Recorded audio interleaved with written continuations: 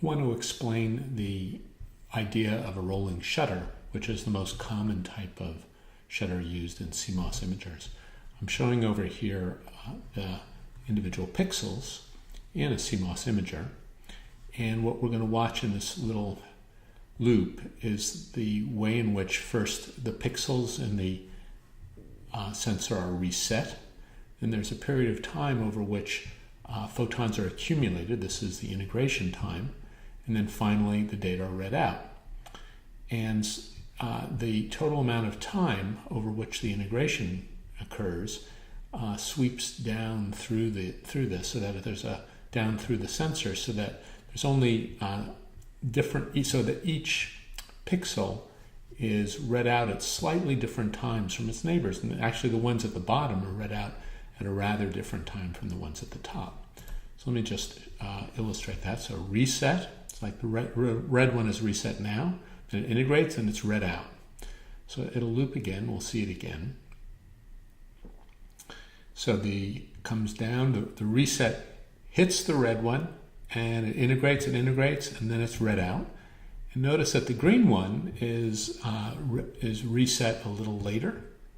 So the red one is reset first, and then the green one is reset, and it's integrated, and read out later as well, so that the period of time over which this green pixel sees the image from the environment is a little later in time. The integration time is a little later in time than the period of time in which the red pixel sees the environment.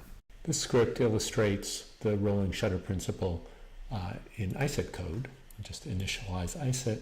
The first part, we create a scene that's just a star pattern, and then we're going to and the optical image, which is diffraction limited, and then we're going to create the sensor. And here's what these look like. So there's the original image, and blurred through the diffraction limited optics, just set to an F number of 4.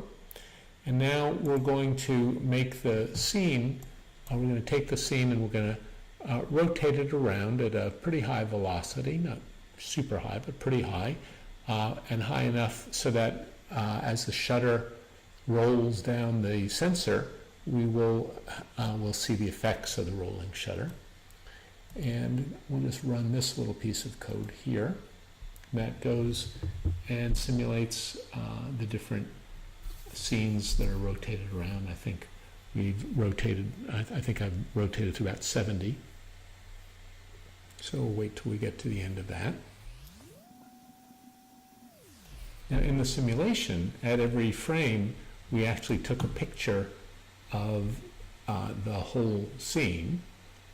So in fact, we have 70 frames that just show this star pattern rotating around. You can see that the angles change, and that's the whole frame. But remember, in the rolling shutter, when we do this, we first acquire the images up here, and then down here, and then down here, and so forth, as the shutter rolls through, so that the final image, which is assembled in this next little piece of code here, and we're acquiring it as it rolls on through, and you can see that we get different parts of the image. The scene has moved different amounts as we roll on through, and as a result, instead of having the straight star pattern lines that we originally constructed, because of the rolling shutter and the scene rotating, it looks distorted. And here is the reconstructed image in the sensor window.